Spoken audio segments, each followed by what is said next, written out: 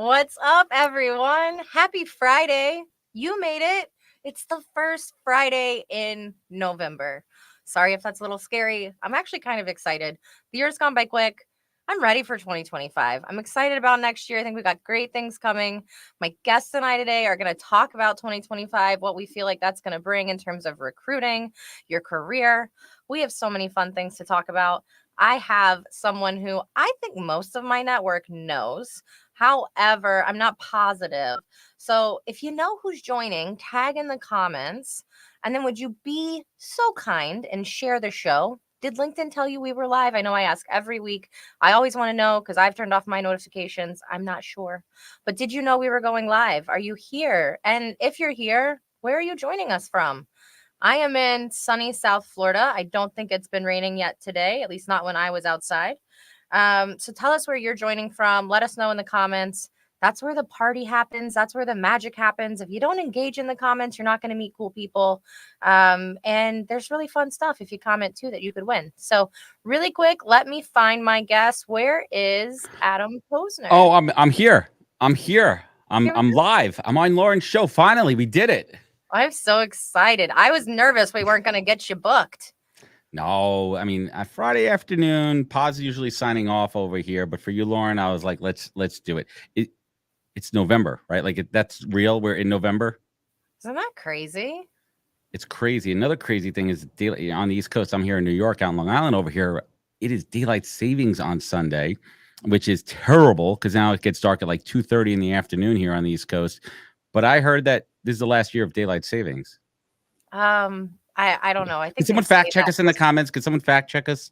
We'll please? see. I think they say that, but we don't ever really know. I personally hate leaving the office when it's dark outside, and that's probably what's going to happen on a Friday at 4:30. It'll be dark by then, but that's okay. It's maybe it'll go away, maybe not. Do you like daylight savings time? Are you watching? No, If you're in terrible. the comments, how do you feel about it? Are you a farmer? Does it matter? Spring ahead, fall behind. I know they did it originally for the farmers. I think it's more for the kids with the school buses waiting in the morning. Yeah. I don't know. My daughter's out there at 7:15 for the bus. It's dark. Yeah. It's dark. It's dark. All right, we got lots of people joining. This says LinkedIn user, but this is Joy. Hi, what's LinkedIn up, user. Joy? Happy Friday, John. Thanks for tuning in. Mark, what's up, Mark? Mark, yes, you got a notification. Thank you. David knows what's up, and I didn't even have to say it yet. All right, y'all. David brought it up. If you comment #Sendoso, there is a prize. I will tell you about it later today. Prizes. I know what the prize is. I'm not going to say it, though, right? I shouldn't say what the prize is. It's good. I want it. You can enter too. #Sendoso to win. You do have to be in the United States or ship it to someone in the United States. You can win outside of the US, but you got to ship it to somebody in the US. Mark says he's got a post-Halloween candy sugar rush. I only ate like 2 pieces. I was so proud of myself, Mark. Yeah, I got to tell you something though, Lauren. I have young kids as well too, and they came back with a haul yesterday out in suburbia, Long Island over here. I mean, like a haul. I mean, we have some houses. Like the people that are a little like hoity-toity, they give out full candy bars. So my kids came in with a haul, and it's not good for the diet. It's easy. They're bite size, like those mini Milky Ways and the Twixes. Those are my kryptonite. Mini Twix, forget it. Okay, so the Twix is my kid's favorite. Oh, so and I will say the very first house we went to gave him a full-size Twix. And I was like, y'all are like setting us up for a major disappointment. Y'all rich. No, it was only one house in the whole neighborhood, but they were in the back. And my neighborhood is huge. So the people in the back, nobody really goes that far back. So I guess they give out better candy back there. Maybe we should all hit the back of the neighborhood. Chris says that it needs to be light in the morning for school. David says daylight savings times is so outdated. Doesn't help. Some states don't observe it. That's true. Boston's in the house. We got a ton of people in the house. I am so excited. We got a lot of topics to go over today, guys. I'll let you know. You can ask your questions in the chat. I'm going to let Adam do an intro in just a second. But really quick, I want to give a shout out to Sendoso. You guys already heard me talking about them. And they're the reason I get to give you guys fun prizes.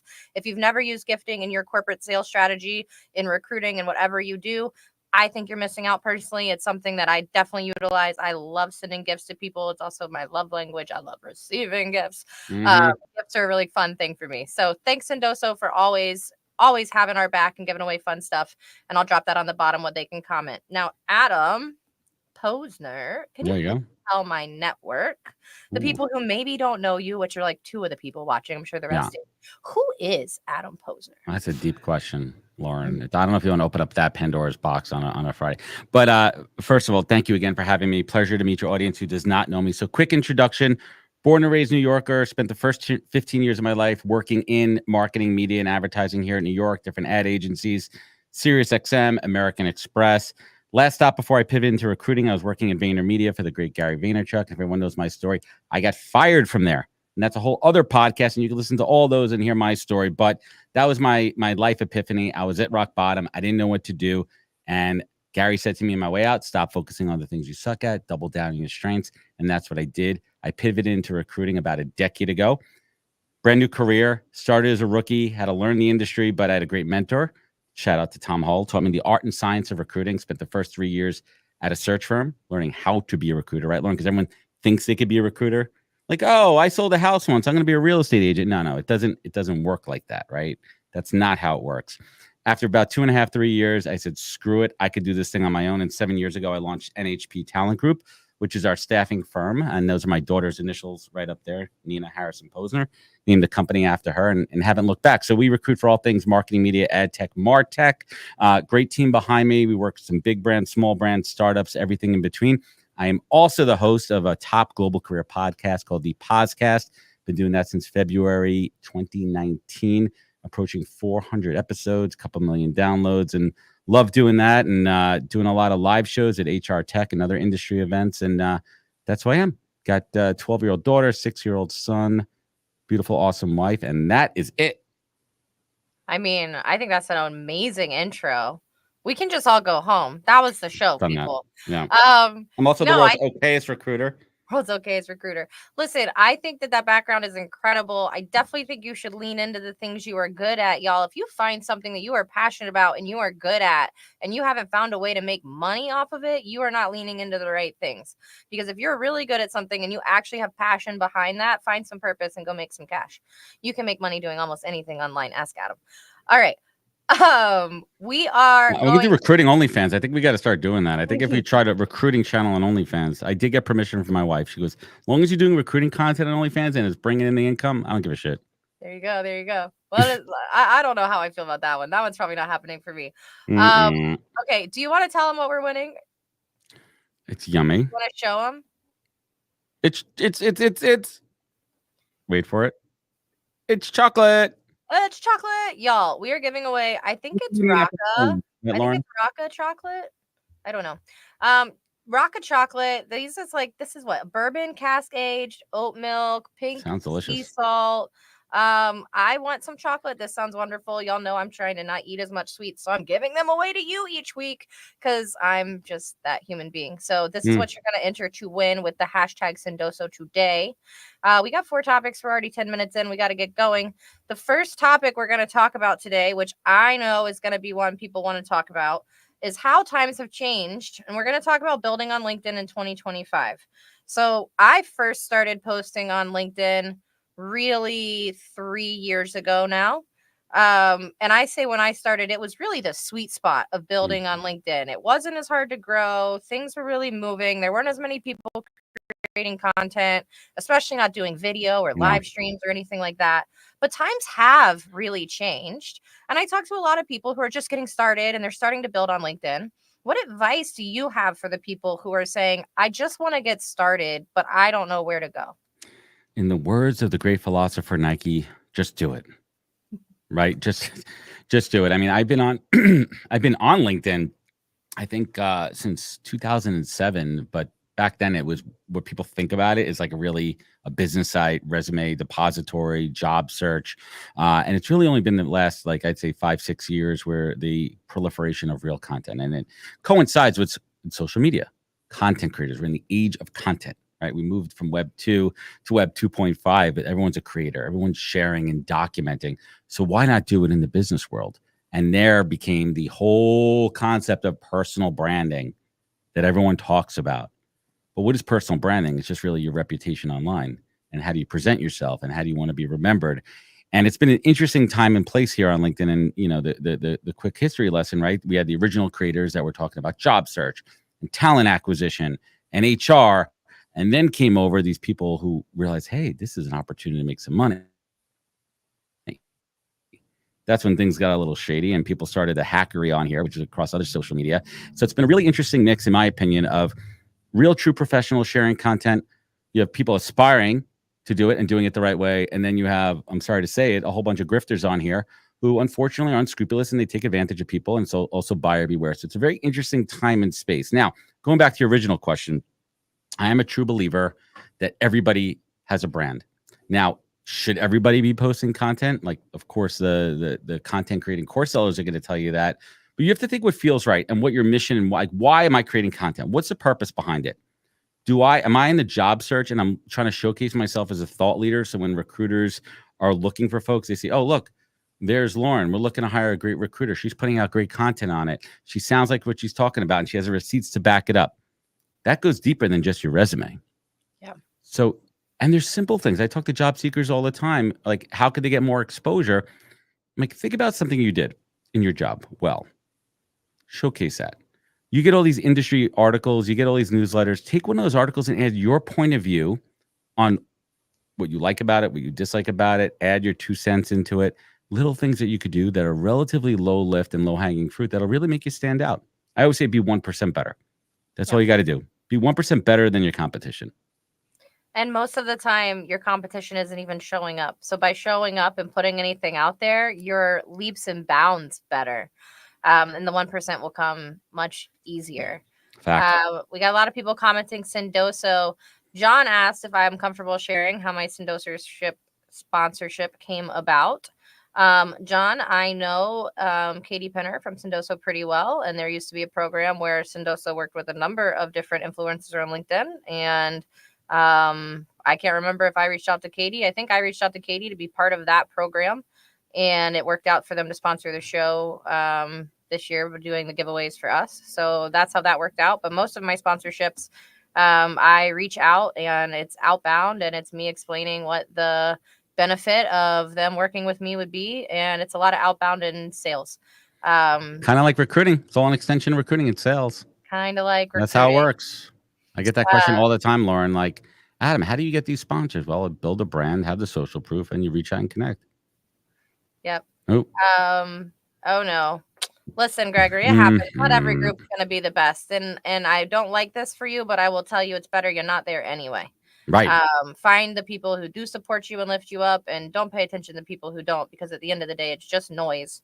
And if you don't give them life, you'll be better off. And I've learned that the things you don't give attention to don't really matter that Don't much. give it air. Yep. All right. So, Adam, if there's somebody on the platform and they're like, listen, I was building my brand, I've been working on it for a few years, but times are changing, I'm not getting the same results. Maybe their network they feel like has gone stale, or maybe, I've been through this too. They're getting to the point where they're just kind of burnt out of putting out content if they've been doing it for a while. What do you say to those people, and where do they go right now? Well, a couple things. I think there's a real importance and a shining a light on the mental health of creators out there, because this takes a lot of work. And just like you, and we've had this, like, we get burnt out. So a couple things that I do: take a break. It's not going anywhere. You can't change the algorithm. Right? You feel like you always need to feed the beast over here, and there is some cadence to that. But like, do what's best for you first and foremost, so you could be your best self online, because it shows. It shows in the content. It shows in the messaging. Lazy engagement there too. And if you want to talk tactical for a minute, I am a huge proponent and practitioner of batching content creation. Before this call Friday morning, I set 3 posts up going into Monday morning. So now I don't have to worry about it. I crafted them. I was in the moment. I had music on. I was writing them. I felt creative. Now I don't feel the pressure of waking up on a weekend with my kids and family around where I have to put a post out Saturday morning. I did it when I have the time and energy to do it. So I did it, I said it, and I forget it. And think about, go back to Gary Vee for a minute. Think about the content pyramid. Lauren could take this 1-hour podcast and clip this down into 10 Instagram, TikTok reels, X bites, anything you want. So think about the content that you have and how could you give it more legs? How could you give it more life? So when you're having those creative doubts, here's the other thing: recycle. Go back to your top posts, the top content that worked, because the audience that saw it on LinkedIn may not necessarily have seen it before. And if it worked well, it's going to work again. And no one gives a shit that you're like, Lauren, I saw you post that back in May. No one gives a shit. Nobody remembers. That's the other thing. People think, oh, they're going to remember what I posted. Nobody remembers as much as you remember. I could post the same thing on a Monday, a Wednesday, and a Friday, and it will get just as many likes each time. One time is going to probably blow up. Go ahead. No. I was raising my hand for when you're done. That's like I'm like a kid in No, go school. I'm ahead. waiting for my Go ahead. turn. So here's something I've been testing. I've been putting out a bunch of podcasts. I had a sponsorship and event, so I'm putting out a lot more podcasts in the last couple of weeks than normal. But I'm testing video versus a graphic versus none, and I'm using the same body copy for all those posts because it's different reach and different audiences. Who cares? I post twice a day, original content and a repost, different format. Switch it That's up, not folks. Who the cares? only No one, person no one who's gonna cares. the only person who's gonna worry you're posting too much is you. I will say I've been posting on LinkedIn, I think I said for 3 years now. I've only had one person ever DM me and say something about you show up in my feed too often. I said it's really easy to click unfollow. I appreciate your comment. Go away. Like I could just block you and solve this for both of us. Y'all, nobody cares as much as you do. So work on building. And I always like to give some tactical advice. So I like to talk about things that have actually been working for me. This is one I got from Darren McKee, who just started his Oh, own that thing. guy. Oh, that guy. Who's Don't that? blow up his head too much. Be careful with Listen, that. It's already big enough. Yeah. one of the pieces of advice he gave this year that I've been following is really, really paying attention to who is looking at my profile and when, and engaging with the people who show up on your page. Mm-hmm. So, and I'm not sending some awful AI generated note. I'm not cold slapping, pitching them right away, right? I'm not doing those things. I'm literally genuinely saying, this is me, this is you. You are on my page. What was the purpose? How can I help? Let's engage and interact and actually make something out of our network. And I make it sound like I actually give a shit. Yep. And guess what? People respond. I've been doing this for a long time. The who viewed your profile is such an underrated, underutilized tool on the platform. And I check it. I check it frequently. I check it probably about 3 or 4 times a day. And I tap into those people. If they're an ICP, if there's somebody who I think is interesting that could be a door opener, what does that take you? 15 seconds to write a message? Like, Not long. hey, Lauren, and it's not stalkery. Everyone knows it's there. You can see who viewed your profile. You don't have to hide like, oh, I'm stalking you. You know what I mean? Like, no. How'd you know I looked at your profile? What are you trying to show me? No. Everyone's cool Well, and with if somebody says that, then I'm going to help you update your privacy settings and you're going to that. like me even more because guess what? Everybody can see it and you didn't know. LinkedIn member viewed your profile. There Now you you can just go. be LinkedIn member. Yeah. That'd be a I funny think I Halloween am costume, actually, actually. I'm LinkedIn member.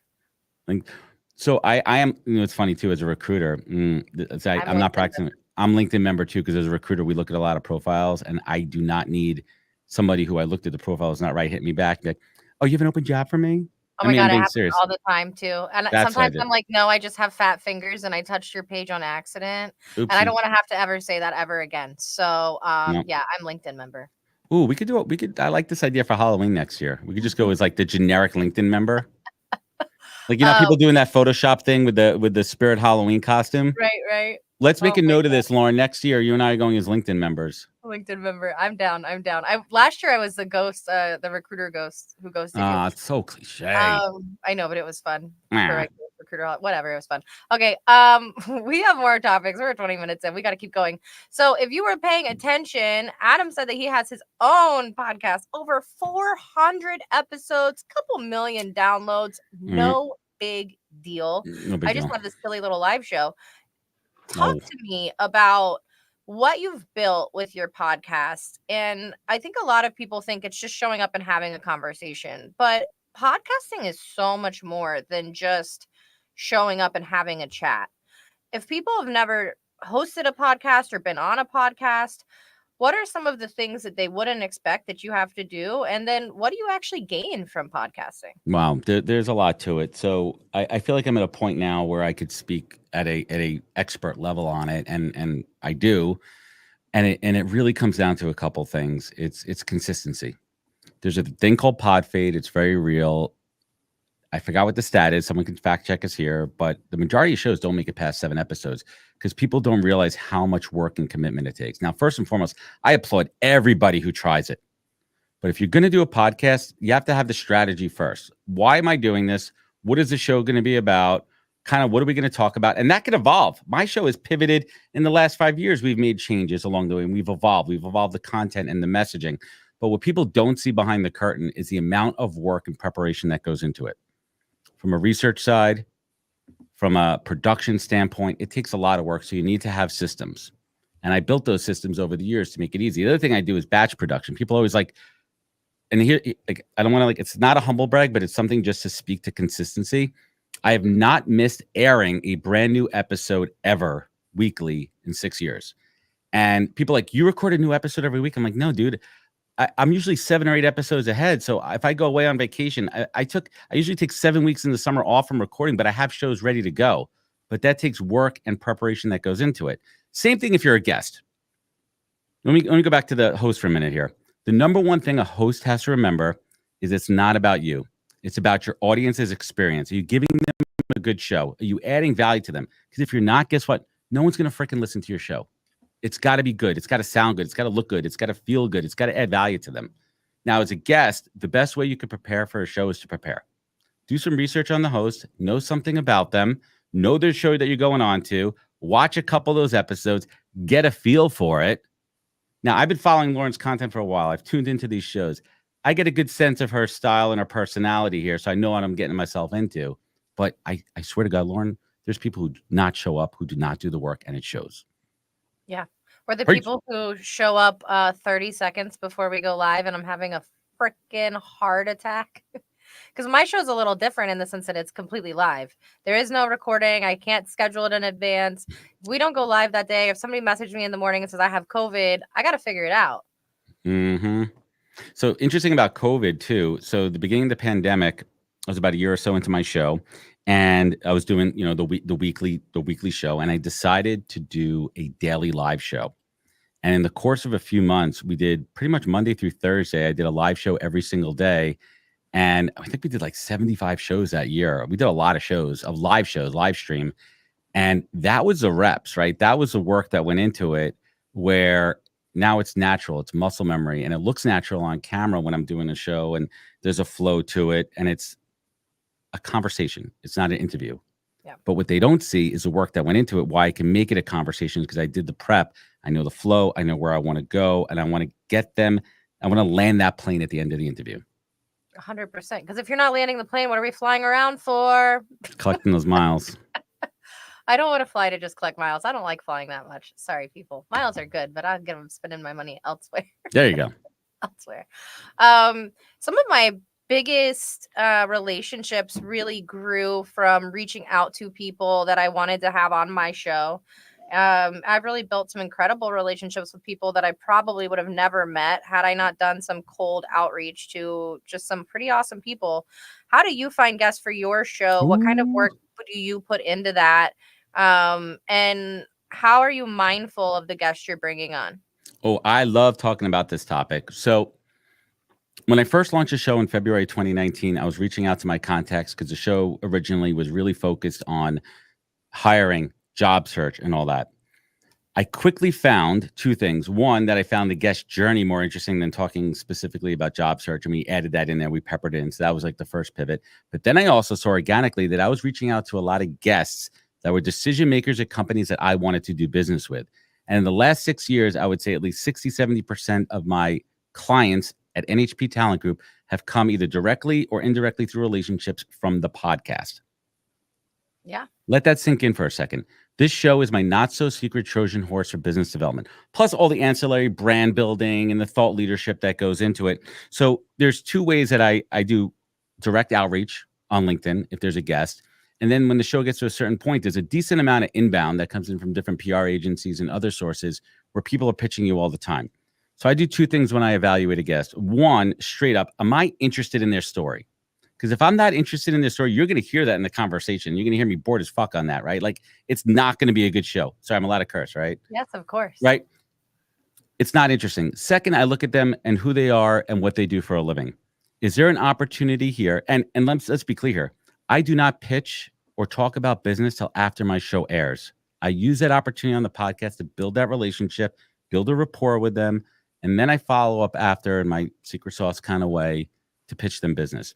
Now, it may not be a direct business, but I could see who they are and what world they live in And are they going to be a door opener to other people? Hey, I just had a great experience with Adam on the podcast. It was a great show. By the way, he's a recruiter. Hey, Sarah, who has a startup right now. I know she needs to hire some people. You should go talk to her. Yep. More times than not, it's exactly what happens. Think long term. Yeah, the introductions really do work from that. Referrals are great. And I've even had some of the opposite happen in my career with my show. I've had some guests who are coming on that I signed as clients, and then they've seen my LinkedIn content and they know that I'm building brands, and they want to start getting more content out there, and they want to put themselves out there. And by nature of me having a show and doing this and them finding me through my content, people, they come to me and they say, "Hey, can I be a guest on your show?" Mhm. Which is also really exciting. How do you tell people no? I get a lot of people, including friends, that want to be on the show. How do you tell people no? I have sponsors. Okay, so So elaborate on that. I mean, I have sponsors, and the people that I have to bring on the show have to be in certain industries that it would make sense for my sponsors to sell to and network to. And sometimes people who want to come on my show, you don't have a role or a job title that the people who are paying me to produce the show would care to have on. And I mean that in the nicest way possible. But once I Just the start making facts. money off the show, it is what it is.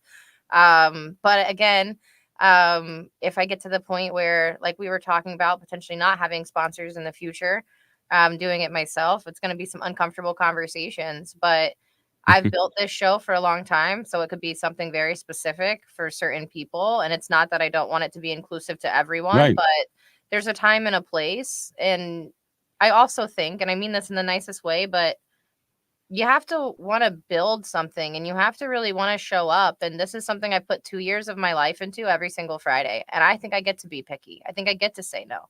I think because of the consistency, I get to have that opinion. And if you're going to get your panties in a wad because I told you can't come on my show, We should. maybe you should be one of the people who aren't watching. I agree with you, and I just try to keep it real with folks, and I try to level them with exactly epic. Listen, the show has gotten to a certain level for a reason. I really curate the guests. I truly take a lot of pride in curating the guests because it goes back to what I said before, the audience experience. Because without your audience, you're nothing. Yeah. And then you have no sponsors because sponsors don't want to sponsor a show with no audience. Well, and you want your audience to stay engaged and stay Mhm. watching and to still be here halfway through the show. And you have to have somebody with the personality who can keep people engaged. And just to be blunt, sometimes people ask who don't have that personality, and I think they'd be great on a 15-minute show, but not on an hour show. An It hour's can't a carry it. different beast. It is a very different beast too. And I said this before. If there's a guest that I like, I'm going to do my due diligence, Lauren, and I'm going to go watch other. I always ask the PR rep or whoever reach out. Can you send me some past podcasts, videos? I want to see how you act. I want to see how you talk. I want to see your energy level. Yeah. Yeah, no, it's important. Everything's like What's freezing the on my audience side. asking? What's people saying over there? We got, hold on. Everything's going Oh, slow on my side. I don't know what's happening. We got happy belated birthday to Jackie in the house. Lee says that you could just change the subject, ask a different question about them. That's true. All right, it's the halfway point. I got Michelle Craig waiting in the background for our High Five Friday. Adam, give us just a minute. We're gonna do this. We'll bring you right back. My internet is going slow today. Somebody, like, I don't know, do a dance for the internet people so my internet gets better. Okay, we got Michelle Craig coming. Did you comment hashtag Sendoso? Do you want to win? Michelle, what's about to happen? What am I about to do? High Five Friday, QR code on my face. This is how you submit a high five for next week. And I get to be silly because this is my show. So scan my face right now and submit a high five for next Friday. We have some fun ones this week. I'm super excited. There's some high fives for people who I had to go connect with because I don't know them at all. So super excited to see some new people getting some high fives. And hope that if you are watching and you show up every week, you'll consider leaving a high five for someone too. And I'm going to get myself out of here and bring on Michelle. Bye.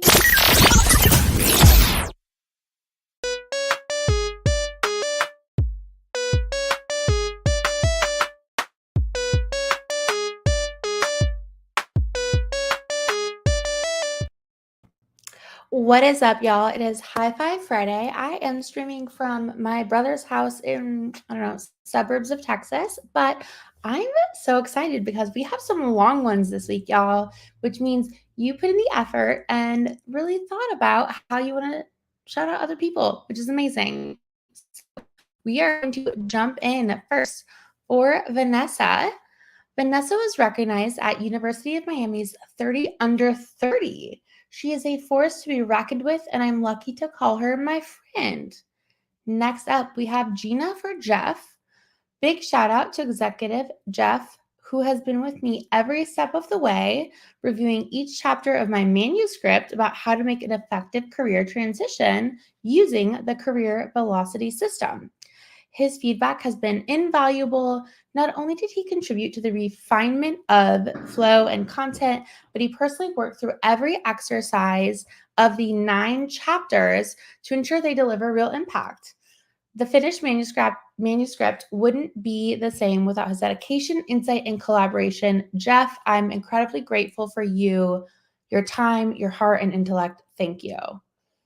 Next up, Damien for Tiara. Tiara Swain is the ultimate connector and supportive career coach.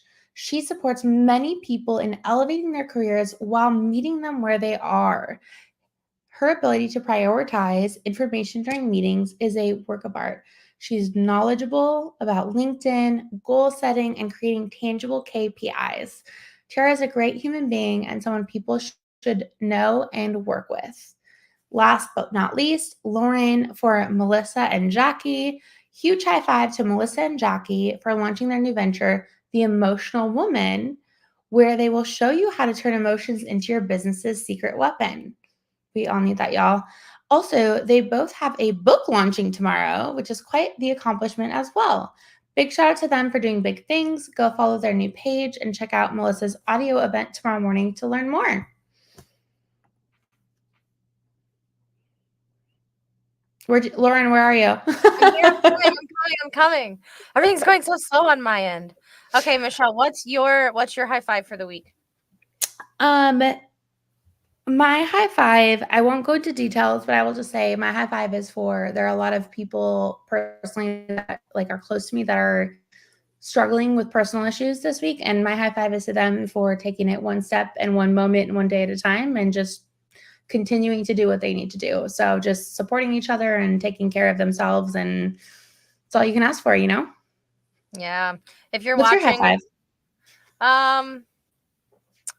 I think my high five for the week was really getting to enjoy trick-or-treating with Axel last night.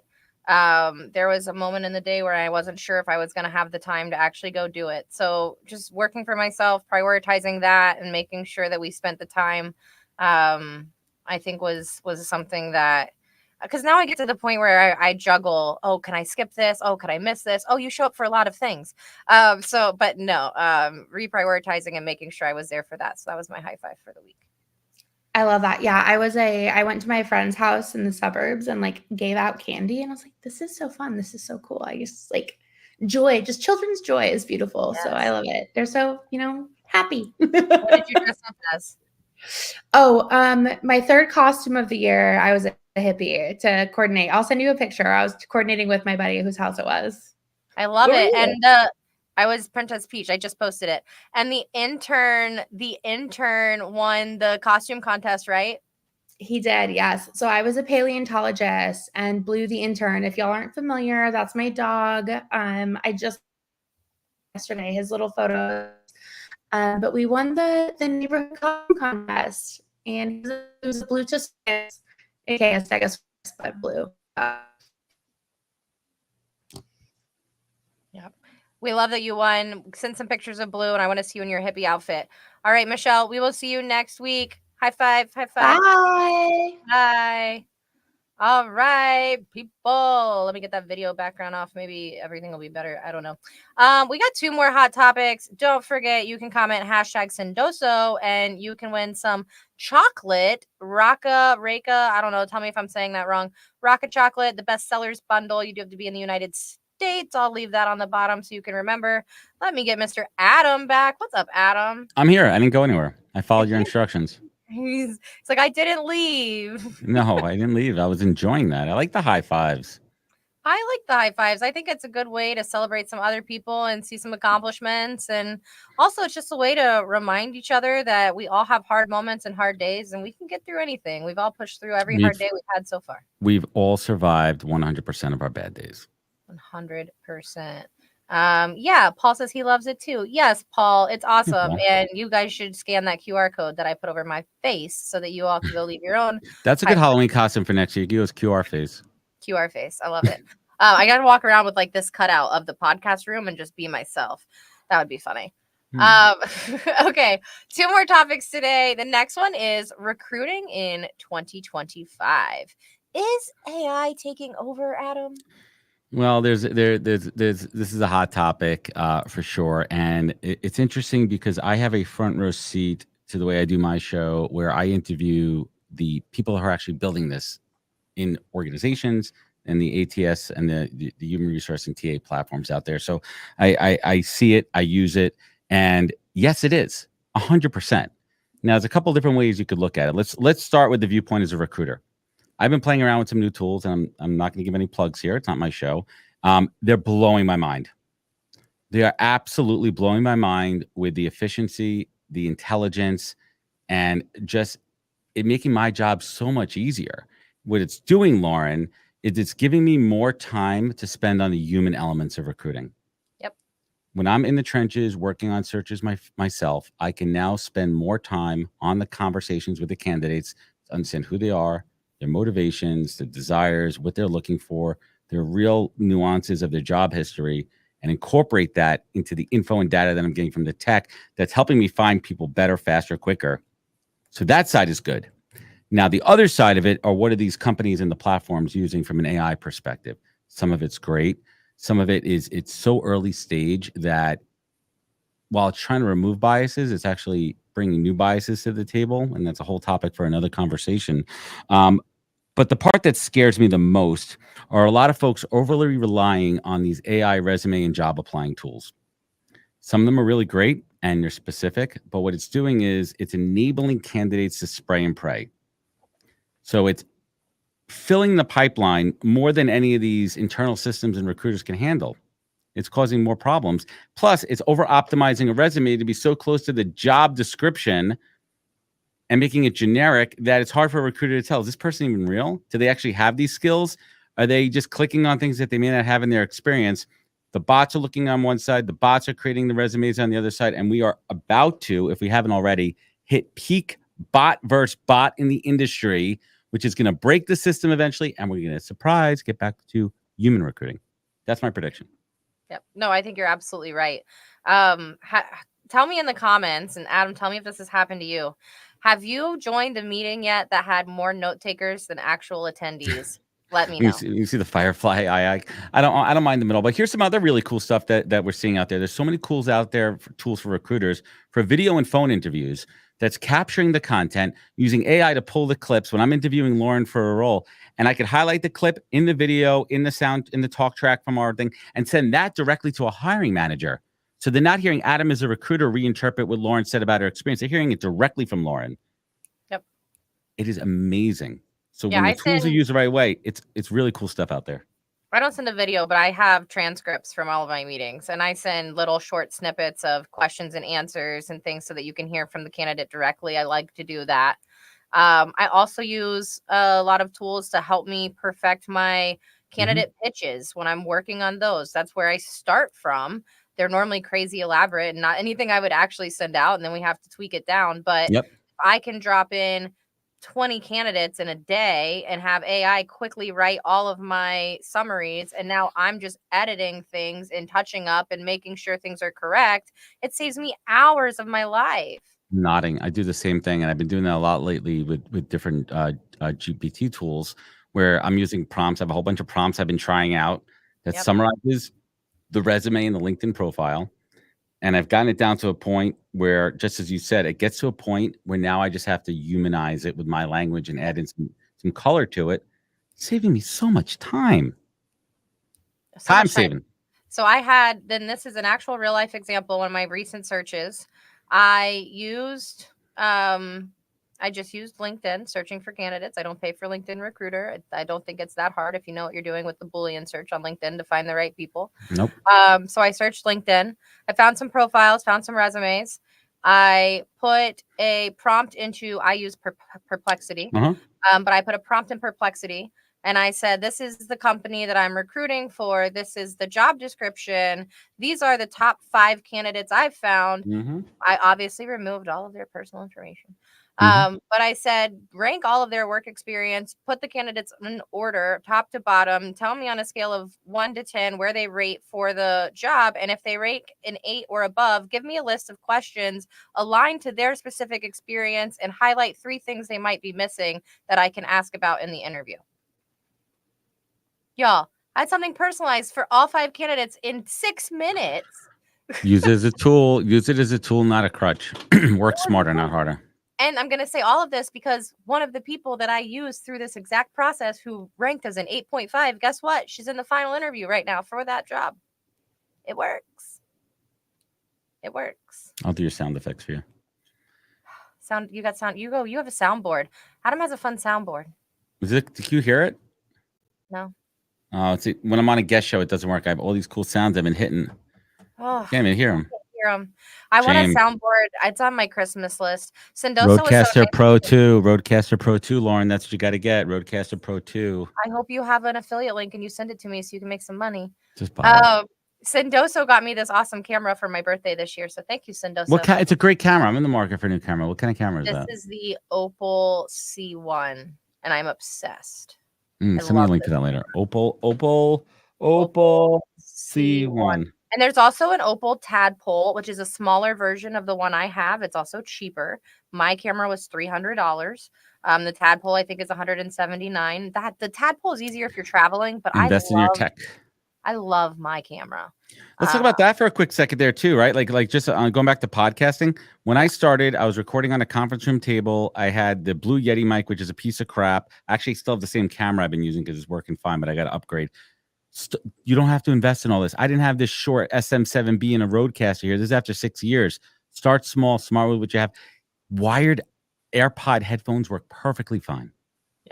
Yep. When I first started, I just used my normal speaker on my computer. I didn't have anything. I used my computer and speaker on my laptop. I was sitting in my home office. We went live on a random Friday, and then we kept it going. So there we go. You don't need headphones. You don't like. I feel I don't need them. I could hear if I took them off. I could go through the speakers. But this is like I'm a baseball player, and it's like my uniform, right? Like it keeps me locked into the game, and I also avoid outside distractions. No, I think it's the girl in me. It would dent my hair. It would dent my hair. These are real life problems. First world problems. First world problems. All right, what are we talking about next, Lauren? Let's keep it moving. Okay. This is the last topic of the day. Optimizing your LinkedIn and resume for success. I think we actually had a question in the chat. I'll go back and look really quick. Y'all comment Sendoso if you want to win. Hold on. Somebody asked about, here we go. David wants to know, I'm gonna let you take this one away. How do you feel about the easy apply button? I'm kind of divided here. One, I think it's great for candidates if you're qualified, right? No need to repeat everything and re-enter everything. That's great. Make it easier for you. Fine. Awesome. But people are getting trigger happy and, they're just applying to everything and the pipelines are getting filled with unqualified applicants and it's hurting qualified applicants. Yeah. That's my hot take. I personally am not a fan at all. If you are qualified for that job and you want to apply for it, go to the damn company website and apply on the company website. Yes, just do it. It doesn't take too long. As long as it's not work day. Right, there we go. Oh, God. Workday is a workday in itself. Whole day for one application, man. Ugh, the worst. Well, I literally, if you open up a tool and it's for Workday, part of me wants to reach out to them and be like, you probably need some help recruiting because nobody applies for your jobs because you use freaking Workday, right? Legacy systems. Got to improve. All right. So let's talk about optimizing your LinkedIn and resume for success. One of the other things in this topic that I want to hit while we're here is, do you think your LinkedIn and your resume have to match exactly, right? Because that's something I talk to a lot of job seekers about. They're like, well, my LinkedIn says this, but my resume says this. How much does that need to match? And what do you say to people who they're not really utilizing their LinkedIn at all? So I don't necessarily hold it against people when they don't match. Your resume is your source of truth. Let's just talk about it is what it is. 2024, almost 2025. We're still using the resume. until something better comes along. That's our documentation of our career, right? Our chronological order of our career. Please just update your LinkedIn with the jobs that you're doing, because also people are using it in a cool way where they're doing like volunteer work and side projects and everything. But the chronological order, sometimes we'll see too many red flags that don't match, right? Lauren, let's talk shop for a second here, where your recruiter brain's like, but it says something on your LinkedIn, but not on your resume. And it's not just one time. I see something a little bit off here. Yeah. So I'll call somebody on that in a very respectful way. But hey, by the way, I see you worked here, but not there. Like what's coming up there? That's one thing. End dates are interesting. And I kind of have some interesting schools of thoughts on this one too. People don't always put their end date because they don't want to seem like they're out of work on their resume or their LinkedIn.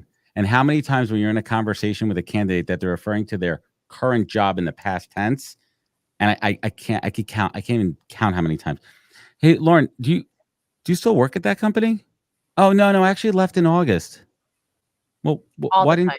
all the time? I mean, we're talking folks out there. This is real talk, and we're not shitting on candidates because I get it. I was on your side as a candidate from an optics perspective. You don't want to self disqualify on your resume as someone out of work. This is a tricky one, right? You don't want to self disqualify because maybe a company doesn't want to hire people out of work. But then you get on the phone with somebody and you're like, oh, I just forgot to update it. Did you? Did you? Or do you not want to tell us that you're actually out of work? Yeah, and that's a whole other can of worms too. And I find ways to respectfully ask folks, listen, I'm going to be straight up. People are like, it's not your business why I'm out of work. Actually, it is my business from this perspective. We need to somehow figure out in a respectful way, if I see pattern of jobs, and that's we're taking the pandemic and job loss into consideration, performance, patterns, because guess what? The hiring managers and our clients are going to ask us that question. That's real talk again. Yep. And Truth. realistically, recruiters are mitigating risk. We're mitigating the risk of talking to you, or mitigating the risk of hiring you, or mitigating the risk of them investing money into you. So if you're not honest with us, you're hurting yourself. And the other thing I will say, I've talked to some people about this recently. Yes, there is some stigma still around job hopping in some way, shape, or form. I'm not going to say there's not. It's bullshit to say it's not. But I will say that people are mindful of the industry. If you've been in SaaS and there was a company where you had an 8-month stint because there were layoffs, people who are in SaaS understand that. But if you were at 4 companies, each one with a 3 to 6 month stint, Patterns. that's a pattern. And that's something different that we have to have a conversation about. But the other thing I want to say is that it is a crazy job market. There's a lot of people who've been laid off. There's no shame in being out of work. Every person in their life has been out of work at some point. Everyone. Single person. Somebody had to start somewhere. They didn't have a job before they started. There's no shame in that. It is easier for me to sell that, hey, they just left this role. They can start immediately. Whatever happened, I would rather know that you're open to work. I'm going to reach out to you quicker as a recruiter if I know you're open to work. I'm not going to have to be like, oh my God, Adam's been employed with this company for 7 years. How am I going to prime away? Like, I'm going to have to worry. I'm going to have to convince Adam to come take. No, I want to go find somebody who's open to work. And I don't want to have to work so hard either. Right. Don't be afraid to tell people that you're open for work. Don't be afraid of that. Yeah, I think as a recruiter, empathy is important, but we also have a job to do at the end of the day. And so it's important that we ask the tough questions. And that wasn't always easy for me when I started, but now it's second nature. Same thing when we talk about compensation. Also putting people in their place in a nice way when they're shooting for the stars with salary. Yeah. Right, respectfully being able to talk about compensation and reframing it as market value and reframing it around different companies pay different. I get that. But you're 3 years out of school for a role that typically pays, $85,000. You're asking for $150,000. That shit ain't gonna fly. Take your shot, right? Like, 'cause the most money you're gonna make is when you change jobs, unfortunately, in this world, right? So take your shot, but just know, hey, it's great that you're asking for $150,000, but my company, my client has a salary band for this role of $90,000 to $110,000. That's it. Manage expectations. Rule number 1 of recruiting. And it's true. I had a candidate who literally was a perfect slam dunk for a role. The salary band ended at 115, and she demanded I send her in at 120. And I said, they are not going to speak to you. Can we realistically talk about what the $5,000 is worth? And we had a whole conversation, and she was like, you know what? I won't accept it if they wouldn't pay me 120. They laughed at me when I submitted her. I know the I rules. told you, candidate. I told you. And then I'm having the conversation of, well, why didn't I get an interview? Well, I told you. they're only willing to pay X. And even if you think, and this is the other thing, candidates, especially Budgets. if you're working with an external recruiter, and I tell you this is the salary range, that's the salary range. You can't get into the interview process and get 6 interviews in and expect that you're going to ask for 30 grand more. They're going to laugh at you and me. And don't even try to switch that shit when you get to the final round and make me look bad. Oh no, I have all of our conversations recorded. Oh, we have proof. And listen, I don't fault candidates for taking their shot, but listen to us when we're telling you, listen, a lot of recruiters who work on contingency, we get compensated based on your salary. Of course, we want you to have the highest salary, but we also want to set you up for success and set the client up for success. So we're going to be honest and transparent with you. Yes. You can negotiate, but just be prepared that they're going to shoot you down. I'm telling you right now, first phone call, here's the salary band. Yeah. And it helps us to be as transparent as possible because, y'all, we don't get paid unless you get paid. If you don't get the job, most people are contingent searches. Unless that's retained, they're not getting money. So they need you to get this job. They don't want to work for 3 months and then you fight over $2,000 and nobody gets paid at all. That sucks. No, it's the worst. There's nothing really worse than a fallout. Nothing worse. It really is worse. Yeah, Tom, you're right. Adam's a New Yorker. He's not buying it. And Andrew, I agree. I agree. Yeah, cowboy hat. That's a profile pic. Paul says Jenna started with her phone in a closet. Woohoo. The key is to start and be willing to suck in the beginning. Yeah, if you don't suck in the beginning, you're never going to be better. I had a live show last year where I was muted for the first 5 minutes. That was fun. Y'all, things happen. Great. Gregory, great. I don't want to not acknowledge your question, but I don't know if Adam's the right person to answer this. What's an ND? What's ND? Neurodivergent. Oh, LinkedIn and resume if you're neurodivergent. I just want to be able to give you the best answer for this, Gregory. And if Adam doesn't know this specifically, I don't want him to feel like he has to speak no. To it. And this. I mean, the one thing I will say here, this is an interesting one, and I am not qualified or trained, and I don't think there's rules and regulations in a lot of states yet. And don't quote me on that. On like neurodivergency, is it a diagnose? Like, is it? You know what I mean? Like, then we start to get into interesting areas of discrimination. So this is one I try to stay away from. Disabilities are a different thing. For example, I had a candidate I sourced, this is a few years ago, who in the email said, I am deaf. I am hard of hearing. We're going to use a interpreter tool. I'm like, thank you. And the client loved them. But just give me that heads up so I'm not taken off guard when we get on a phone call, that we can't go on a phone call and you prefer a video call. Because that way we could have captions. It was awesome. Great experience. Is be willing to say how you're best communicated with. And I like to ask people too, as a candidate and as a hiring manager, people I'm working with, clients, how do you like to be communicated with? Is text best way to communicate with you? What comes off better for you? Is it text? Is it email? Do you need time to think about things before you want to get back to me and have some more time to process? So be willing to ask that, I think, is important too. And in this day and age too, be upfront if you use pronouns, right? Like if that's what you want to be identified as, just tell us, make it less awkward. It's super simple, and most recruiters and hiring managers are fine to respect whatever your wishes are. All right, we have a few more things to do, and then we'll be at the end of the show. I'm going to show you guys one more time, because if you joined late, you didn't see Adam. I got to move us a little over to the side. This is the Sendoso prize. I made it pretty big so you guys could see it. It's chocolate bars. You do have to tell me how the chocolate bars are, and you have to ship them to somebody in the United States. But you can comment #Sendoso to be entered to win the Raka chocolate bars. And if it's Raka, somebody let me know. I don't know. We got 10 of you entered to win those, so I'm super excited for that. Let me move us back over big. Adam, I know we have the Fun Friday Fact coming up, but I want to ask you just in general, as a recruiter, as a podcaster, as somebody who's been spending a lot of time doing the LinkedIn thing and building the brand and really leaning into it, what's the thing that is your secret sauce that you feel like has kind of pushed you a little bit further? That's a great question. It sounds so cliche, but I've really leaned into authenticity of being who I am, saying how I feel. And that's how I built my brand. I don't try to be anybody else.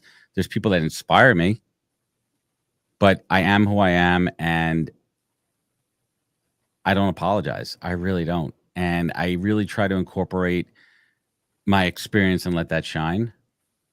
I'm coming to the table as a recruiter who worked in the industry for 15 years. Like, I know what I'm talking about and sound confident and continue to hone my craft. And the other secret sauce, it's no secret, is consistency. Put in the reps, show the receipts. There's so many people out there that are fronting, that are trying to be something that they're not. And we could smell that shit from a mile away. Yeah, there is no easy button, and anybody who's trying to sell No. you on it is just trying to make a quick buck. Paul has a question. He says, Adam, who's been your favorite guest ever on your podcast, and what was the biggest thing you learned from them? It's such a fascinating question. I get that all the time. There's been a couple of them. My favorite guest of all time, it has to be my wife, and I'm not just saying this because my wife, she was my 300th guest, because we were exposed, and we had a conversation before of how vulnerable we want to be, and we got pretty deep into that conversation there, and that was tough for me because it was the most personal podcast that I ever had. So that for me was really interesting. That's episode 300 if you want to check that out, from a non-family member, and my daughter too. Sorry, daughter. She was a great guest too. But if I'm thinking about guests that I've had on the show that really blew my mind, it's the ones that you don't know. It's the ones that aren't the household names and you don't recognize them all on the show. And I had a guest on, and I completely forgot his name, and I apologize. I'll look it up. It's Friday. It's been a long week. And I basically threw the script out the window 15 minutes into the show because we just started to have such a real. I went left. I took a hard left turn. I threw the script out because we started a conversation that was so interesting and intriguing to me about his life that I was going through something at the same time. And it made for just one of the best episodes because it was just a conversation between two men going through the same thing. And I listened back to that all the time. And that was like the realest I've ever been. And I was just, I didn't even feel like the mic and the camera were on. And we just had a real conversation.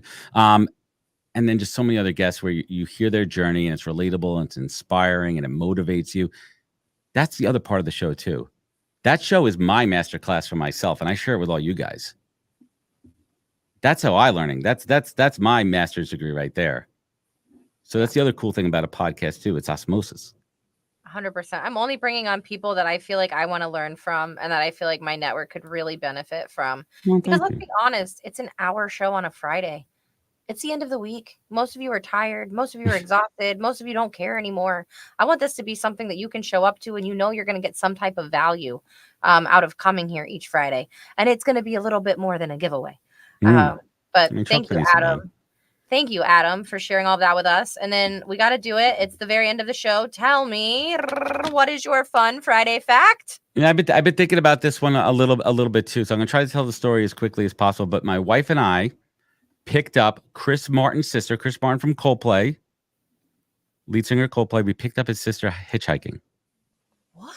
And I'm going to tease the story there, and I'm going to leave it there. If anybody wants to know the rest, maybe I'll do a video on it.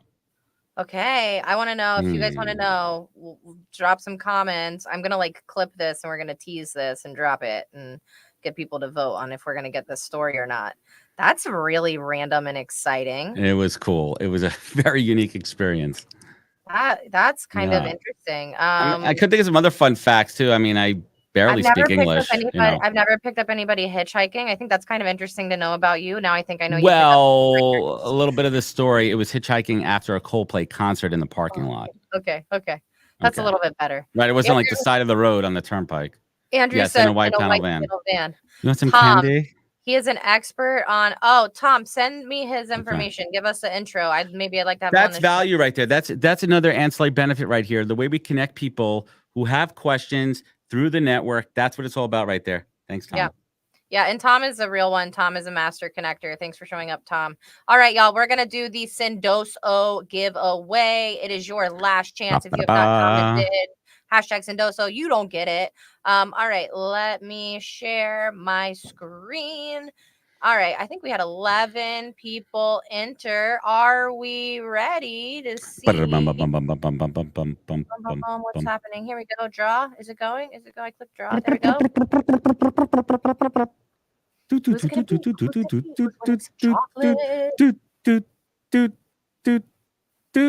Andrew. Oh, the man with the hat. You can fill that 10-gallon hat with all the candy bars. Look at that. In the chocolate hat. Oh, we're not drawing again. No, we're supposed to stop sharing. I click draw again. That's when I have my blonde moment of the week. It's a Friday afternoon. And that means it's exactly 4:00. This was so much fun. Adam, what are your final words for the people? Listen, enjoy the weekend. Sign off on LinkedIn. It's fine. Remember, be good to yourself. Be better to others. Spend some time with your family. Do something. Touch some grass. This was fun. Yeehaw, Andrew. I'm so happy you won. You guys know what I always say. This was fun. I enjoyed it. But if you didn't like it, don't come back. Bye.